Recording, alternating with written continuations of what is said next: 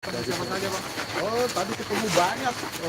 Selain polisi-polisi itu, juga saya ketemu keluarga dan dokter-dokter di situ.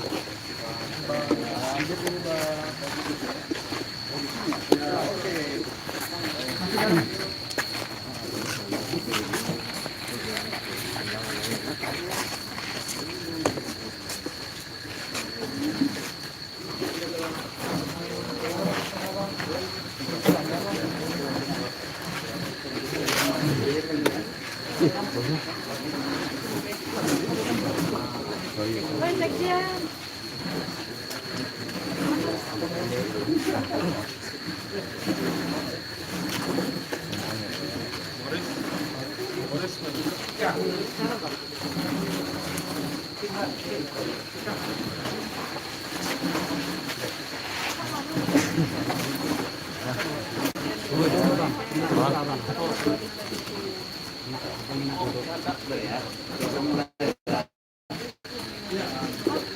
Selamat malam teman-teman ya.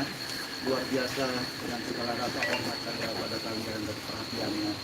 Ada beberapa hal yang saya akan kemukakan. Yang pertama soal perkembangan penanganan kasus ini, dan yang kedua adalah hasil rapat teknis untuk hal-hal yang akan kita lakukan besok sebagaimana yang dinanti-nanti oleh masyarakat dan juga oleh Presiden maupun Menko Polhukam dan Panglima TNI.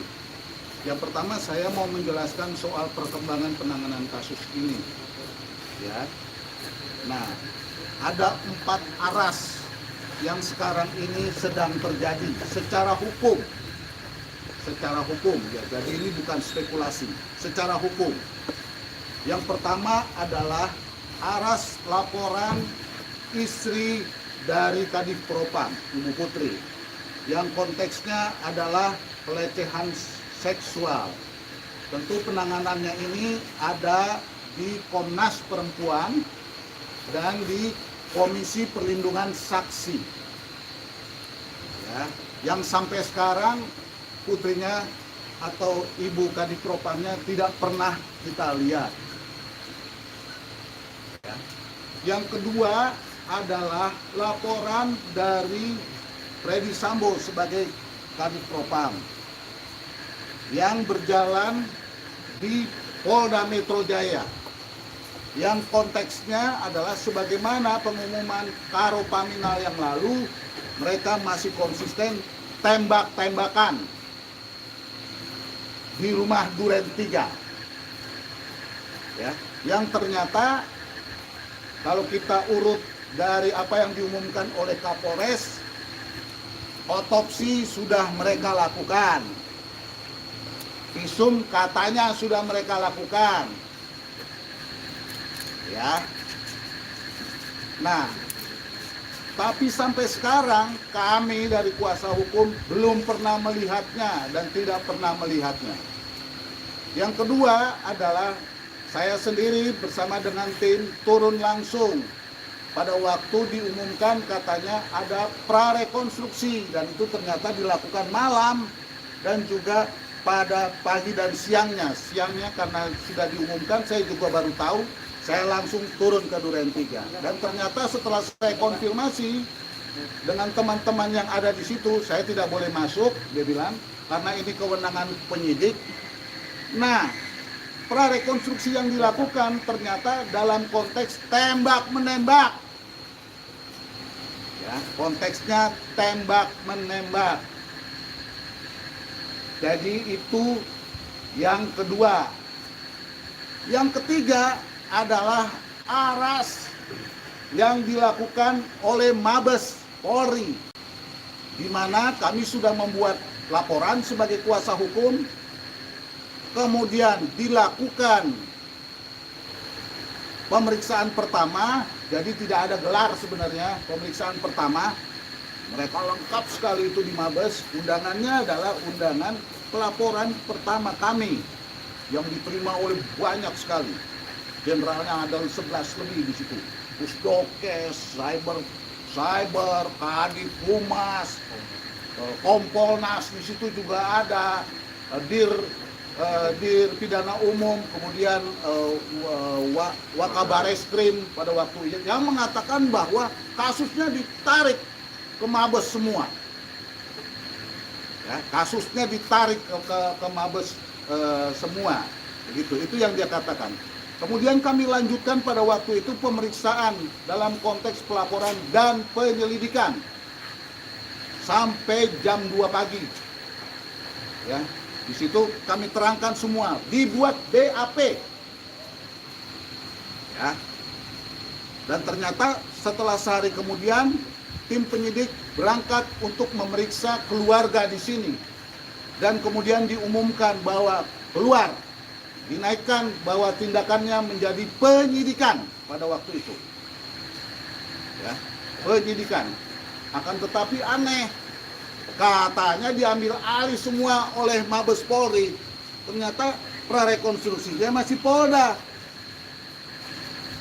Ya, ini juga jadi satu pertanyaan. Karena itu makanya saya klarifikasi, ini bukan fitnah.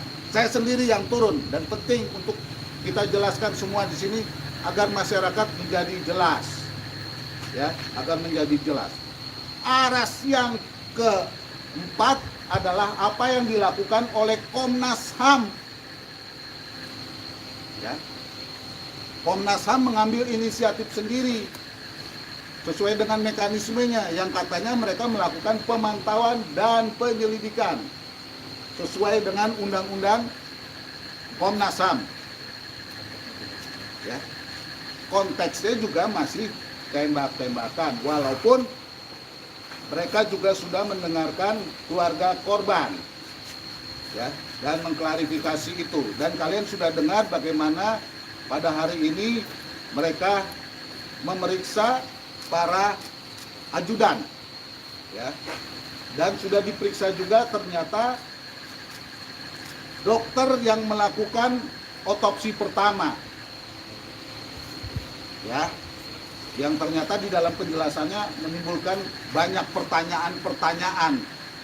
Kami ini keluarga, terutama orang Batak yang perantauan, kalau soal formalin itu bukan barang baru itu. Tapi baru kali ini kita dengar ada dokter yang mengatakan mau formalin itu bukan lagi cuma disuntik, tapi disayat. Ya, saya kira ini semua orang harus melihat ini. Saudara-saudara sekalian, dari 4 aras itu, 3 yang secara hukum yang tadi saya katakan pelaporan itu, ya, itu ujungnya harus dibawa ke pengadilan. Harus dibawa ke pengadilan. Jadi ini baru permulaan secara hukum, ya. Jadi saya kira ini harus dipantau dan dilihat. Dan saya mulai mempertanyakan kepada Pak Menko Polhukam dalam hal ini sebagai pejabat dari Kompolnas, katanya diawasi, ya, rapat bersama dengan kami diambil alih, tapi ternyata Polda masih jalan, Mabes juga jalan sekarang ini seperti yang kalian lihat. Ini yang benar yang mana sebenarnya? Apa ada pertarungan di dalam? Karena merasa kedua-duanya punya wewenang. Karena itu saya mengingatkan kepada kalian semua, ya, tindakan menonaktifkan 3 pejabat dari mulai Kapolres, Karopaminal, dan Kadifropam.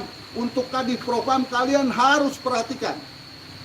Karena dia bukan hanya Kadifropam, tapi dia ketua Satgas Merah Putih yang luar biasa. Ya, yang jaringannya juga luar biasa. Apakah kekuatan ini yang berkoordinasi dengan Kapolda yang kalian pernah viralkan dan gambarnya ketemu, itu ternyata bukan cuma elus kepala dan bertemu, bisa juga itu koordinasi. Itu tanda-tanda petunjuk bagaimana Polda juga tetap jalan. Ya, Kompolnas kalau begitu memperhatikan atau mengawasi apa? Ya, kalau ini dua-duanya jalan, ya, ini 4 ini perkembangan penanganan kasus ini yang terakhir, ya, perkembangan mutakhirnya. Yang kedua, saya mau menjelaskan persiapan besok. Tadi keluarga, dan dokter, dan para penyidik, serta pejabat-pejabat yang ada sudah rapat, ya, dan sudah dibentuk tim dokter untuk melakukan tindakannya besok. Ya.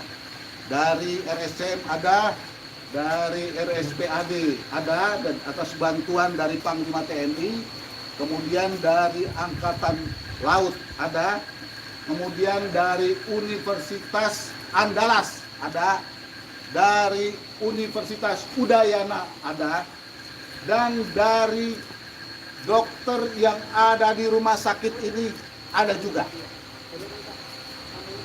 Masuk ke dalam tim yang akan melakukan pemeriksaan besok.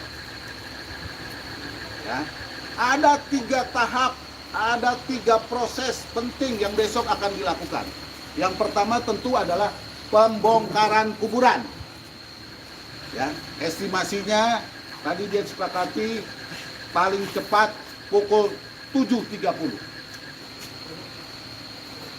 Ya, pembongkaran mayat yang kita akan lakukan di kuburan. Ya. Yang kedua adalah tentu tindakan otopsi dan visum et repertumnya. Pemeriksaan otopsi maupun visum et repertum ini dilakukan pertama setelah dibongkar, maka akan dilakukan pemeriksaan luka-luka yang ada di luar. Kemudian juga sampai yang ada di dalam. Ya. Dan secara khusus tentu atensi kita sebagai pelapor, ya, adalah luka-luka yang begitu sangat penting untuk diperiksa dan dilihat, terutama luka yang dari luar. Antara lain adalah yang berada di muka, kemudian di belakang telinga, maksudnya yang di muka yang Anda sudah lihat semua ya, mulai dari hidung, ya. Kemudian bahu sebelah kanan, belakang, leher. Ya, itu penting, leher. Kemudian ketiak, kemudian daerah perut kiri dan kanan, tangan. Ya, penting, tangan harus diperiksa. Ya. Kemudian baru kaki. Nah, kaki terutama kalau dia jadi polisi ini maksud saya Brigadir J ini orang yang terpilih, dia cukup lurus. Ya, akan tetapi kok kakinya jadi bengkok terus dan ada luka panjang di kakinya, itu juga harus diperiksa. Ya, juga yang penting adalah kemaluan. Selain itu juga dubur, ya, itu juga penting. Nah, kemudian dilakukan pemeriksaan dalam, ya, tentu bagian dalam harus diperiksa juga. Soal luka tembakan dan lain sebagainya, ya. Tadi bahkan keluarga minta supaya rahang dan gigi ini diperiksa, tapi juga tenggorokan leher. Karena perhatian dari keluarga, mereka merasa bahwa akan dimasukkan sesuatu ke mulutnya yang bisa merusak sampai tenggorokan. Itu secara khusus diminta diperhatikan. Ya. Kemudian yang ketiga akan diambil jaringan-jaringan tubuh itu. Dan ternyata jaringan-jaringan tubuh itu tidak bisa diperiksa di wilayah ini, termasuk juga di Jambi. Maka itu harus dibawa ke Jakarta. Ya, bahan-bahan itu, materi-materi itu akan dibawa ke Jakarta. Itulah 3 proses yang akan dilakukan mulai besok, teman-teman sekalian. Ya, jadi semua keluarga tadi lengkap ada di sana, kemudian bersama dengan tim Pak Komarudin juga dan sebagian anggota tim saya.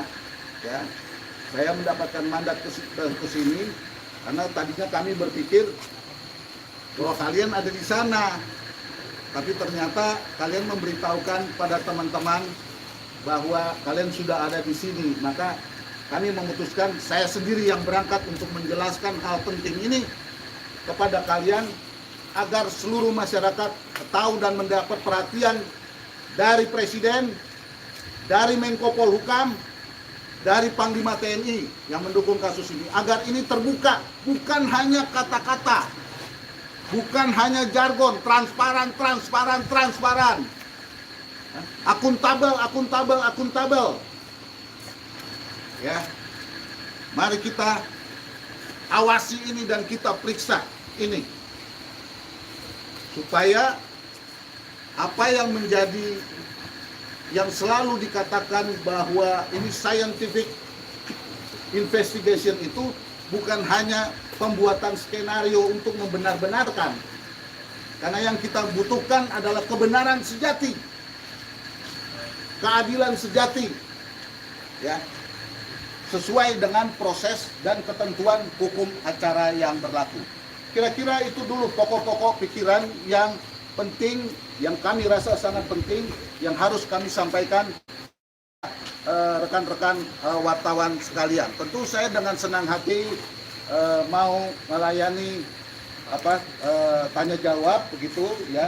Sekali lagi saya mohon maaf kalau tidak bisa terlampau lama karena saya harus istirahat, karena seharusnya saya tadinya sampai sore dari Batam, tapi entah kenapa pesawat saya yang tadinya dari Batam ke Jambi ada, tahu-tahu jadi tidak ada, maka saya harus ke Jakarta lagi sehingga nyampenya malam. Saya mohon maaf atas kelambatan ini. Pak, Ya. jadi akhirnya kesepakatan pada saat